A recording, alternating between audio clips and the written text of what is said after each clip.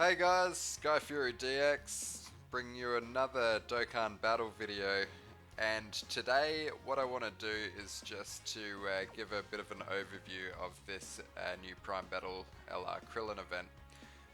Basically, in the event section, as we can see, we've got our three levels. Level 1, we're getting the Krillin card from here. You need to get 14 of those to completely SA10 and unlock all of his paths. If you do want to farm the second LR Krillin for the free SA20, then you're going to need to get 24 of this dude right here. Stage 2, you're getting the medals to awaken him from his SSR form to his TUR. You need 15 of these per Krillin, so if you're doing it just the once and you're planning on kaiing your Krillin to SA20, then 15 of these guys right here. If you're doing the whole hog and getting both of these guys and getting the free SA20 Krillin, you need to get 30 and that'll do you. And the awakening medals to the LR, you want to awaken one to an LR at 777 medals. You're going to be getting either 5, 7, 10, 15 or 20 medals per drop. Most of the time you're going to go into this place, you're only going to be seeing like 5 or 7 medals per run. Occasionally you might see 10s, 15s, but not very often, and like if you do, it just makes you happy. Like if you get the way that I look at it, if you get a 20 medal drop, I feel like it equates to sort of 4 runs of doing level 3, and you need to do this an awful lot of times to get your 777. What we're going to do is we're going to jump into level 1, and I'm just going to take you through it. Hopefully I can get myself a Krillin. I still need, I think I need 3 of them, and I'm also just going to go over my team build because I think I've come up with something that works really well. It's not struggling for ki at all. Pretty much everything I do, I'm assured to get a super attack with every attack that I'm launching, just using these Vegeta's family, the Vegeta's family lead, and the super SDR units.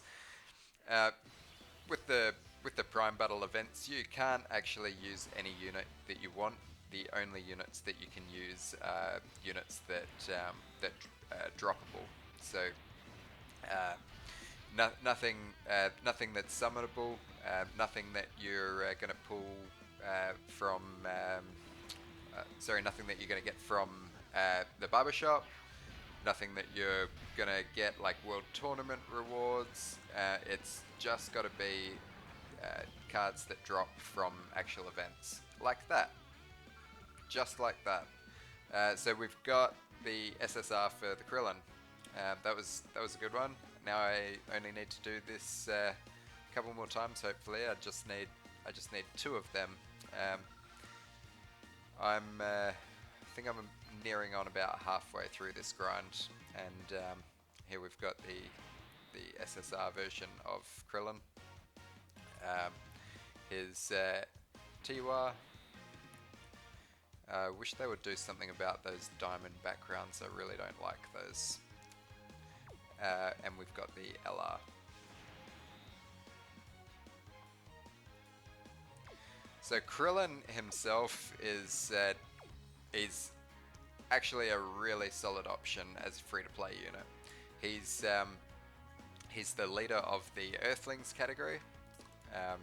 He's giving that category 4 ki and 150% stats across the board, but that's not really why I would value this guy. I would value him as just being a solid option for a unit that you can run in the World Tournament. In the World Tournament, he's not going to have any problems with ki, and he's going to give himself an additional attack. It's as part of his passive, when he's facing 6 or more enemies, he gets um, an additional super. His super attack raises attack and causes colossal damage to all enemies with a medium chance of stunning. So he's an AoE unit.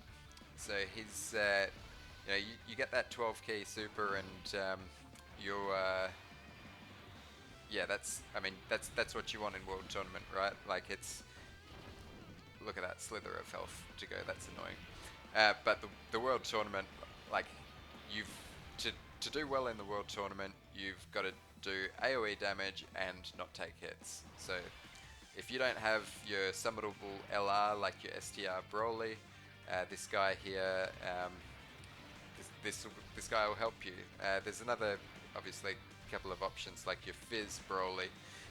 He's good as well.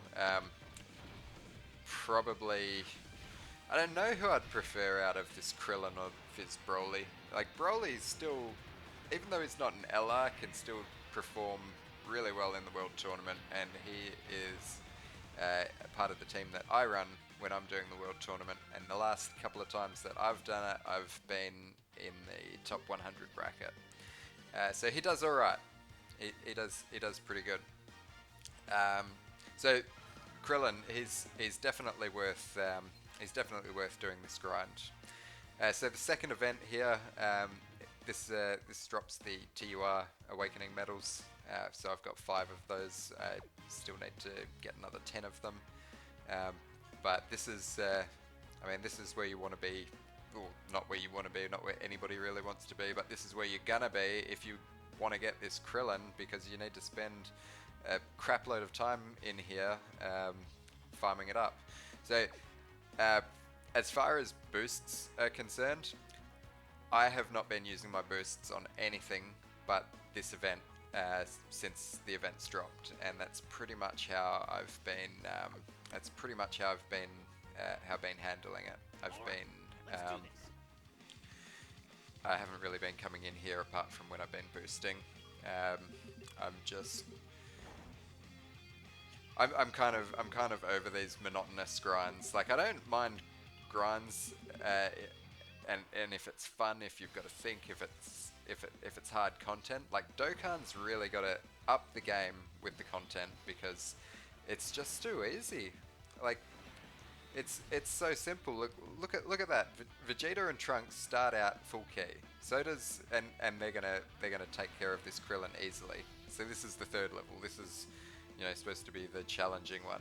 Back in the day when we were taking down Tech Super Saiyan Goku, and we needed to use all of the Super Strike units, and it was actually difficult.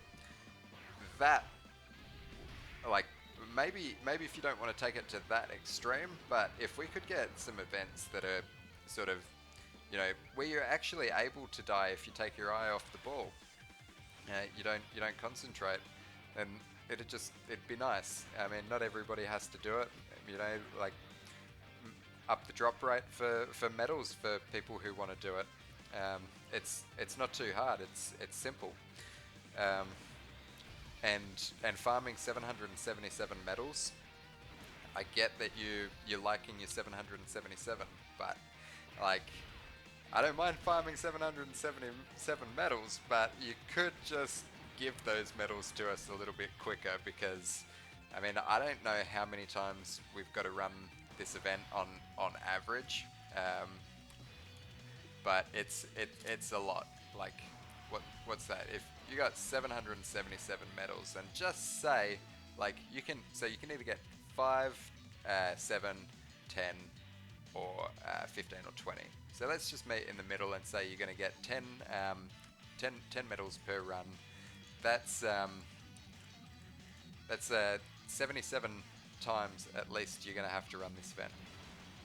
It's that's a lot of times to enter a level. So I may as well start talking about this team that I'm using. I've look at that. Like, Vegeta has just taken out that level 3 Vegeta boss with the the Krillin boss with 3 health bars, 1 hit, uh, 10 medals. That's what you can do with this Vegeta. Him and Trunks, so the leader, so him, he carries this team. Uh, he's um, he's probably the best option. I mean, I've seen other people who are running like a Dragon Ball Seekers team doing this, but this, like, I don't really think that you would need to do anything. Like, if you can, I'm gonna run this one fast. I'm not really gonna stop and slow down as I'm talking on this. But if you just watch and see like how fast I can clear this stage with this team that I'm running, it's what it's about. Like, if you actually want to sit down here and grind out this event, you want to be efficient with it. You don't want to mess around. You just want to get it done. The way to do that is to get it done as quickly as possible. Have the fastest team. This, I think, is it.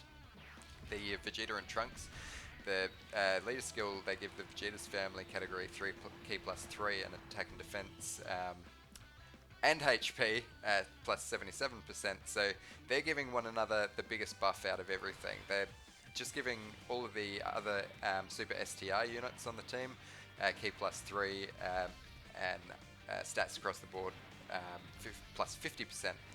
I know it seems low, but you know these Krillin's weak. You know, Vegeta's got, I mean, what is he? Not even breaking 500,000 attack stat, and he's still one hitting Krillin. Like, it's simple. So if you've got this Vegeta and Trunks in the lineup, your best option is just to put them first, and they're going to take it away. Like, you don't have to worry about who's attacking next. If whoever's attacking next, even if they didn't get a super attack, they would still clean up Krillin. Krillin only has like a sliver of health left. You see that? Like, he didn't need a super to clean up Krillin. This is what I'm talking about. This team, you're not going to have a problem running this event with this team. All of the units link up incredibly well together as well. Most of them, so every single unit on this team has got Shattering the Limit. It's a key plus 2 link. Every single unit on this team has got the Sand Lineage. It's a key plus 1 link. So straight away, like, every unit is automatically getting 3 key for links. They're getting 6 key with the leader skill, 3 key. So, I mean, overall, it's a very, very cohesive team. And if you're actually sleeping on these free-to-play units, like, you know, the Vegeta comes out, he starts out as a base form Vegeta, and he awakens into Super Saiyan Vegeta and Super Saiyan Trunks. From there, he then got an Easy A, and he got the Vegeta's family category key plus 3 leader skill added to him. But if these units coming out and they're not really tickling your fancy, you're thinking like, yeah, like why would I put time into farming up these units? Well, this is the reason, because all of these units, the Vegeta, the Gohan, the Gogeta, these 3 are fully free to play, 100% STR units that you can get. The game just gives these units to you for free. You know, it's a no-brainer. Why wouldn't you have them? What you want to be doing is maximizing your box. You want to be collecting all of these units so you can use them in these situations as they come about. You know, is there going to be a Prime Battle next time where we're going to need to use a lot of free-to-play int units? If so, what units could we use for that? So, I mean, a lot of people don't really put resources into free-to-play units because they're thinking, you know, they're not really viable. But they're worth it. You know, if you look at my team, I don't mind dumping resources into units that I use. There are plenty of Dokkan Fest exclusive units that I've put orbs into that I have used like a couple of times. I don't like them. Like I've rainbowed STR Ultimate Gohan. How many times have I used him? Too many because he sucks. There you go. This Vegeta and Trunks free to play card, way more value. This Gogeta free to play, way more value. This Gohan, way more value. Probably the most value that I've had out of all of these units that I'm using is that Gohan, because he came out. What was it? Was it the 250 million download celebration? It was a shared celebration between JP and Global, and he come out. Everybody could get him easy aid, and then what that led to was the Ginyu team. He was an absolute must for getting all of those Ginyu Force units to like all of those other free units that the game just gives you. He was an absolute must for building teams to acquire all of those units. So, I mean, these units, if you don't have them, work on it for sure. Because you're gonna need them if you want this Krillin. Not having this Vegeta, what would I be doing? I'd be using the Dragon Ball Seekers category, but I mean, look at how efficient this is. He's first. It doesn't matter who's second because Vegeta and Trunks are just going to take them out. This is basically the event.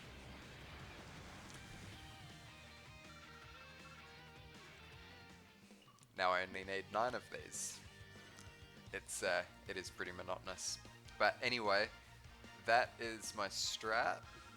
That's what I'm going to be doing until it's done.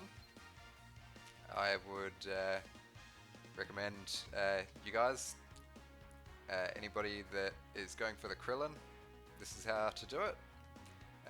Go over things one more time. Level 1, we're getting the Krillin card. You need 14 of these. If you want to do the second Krillin, if you want to get to it, awaken them both into an LR and then feed one LR into the other LR, you're gonna need to get 24 of them. Level 2 is you're farming up the awakening medals, awakening him from his SSR to his TUR. 15 medals per Krillin. Level 3, you're getting your 777 medals to awaken that TUR into an LR. It's a big number, and it'll keep you busy. But Krillin's worth it at least once. Like I said, I'm still undecided if I'm gonna do it twice. I've done it for every other of these Prime Battle LRs, but I don't know. I don't know if I'm at the stage now where I've got a lot of my boxes at SA10. I've got a lot of Kais. It's probably worth it for me not to do this. But if you're a newer player, it'd probably be worth just grinding out. That's what I would do anyway. Make sure you get this done as well, because in the future we're gonna be getting a legendary campaign for this Krillin. So as part of that legendary campaign, if we've got the Krillin at SA20 and if he's rainbowed and his LR, if we've maxed out this Krillin by the time the Krillin legendary campaign comes around, we get like 10 Elder Kais anyway, free, and enough units, enough orbs to rainbow him. So that's enough orbs to rainbow a physical unit. So, I mean, he's free. He might not seem free in the potential system at the moment, but you know, give it another few months and we get the campaign, we'll get it all back. He's definitely get this Krillin because he will help you out who knows what the game's got planned for the future. But I mean, like I was saying earlier, if there's an Prime Battle LR that is released soon, maybe this Krillin's going to be a solid option for that team.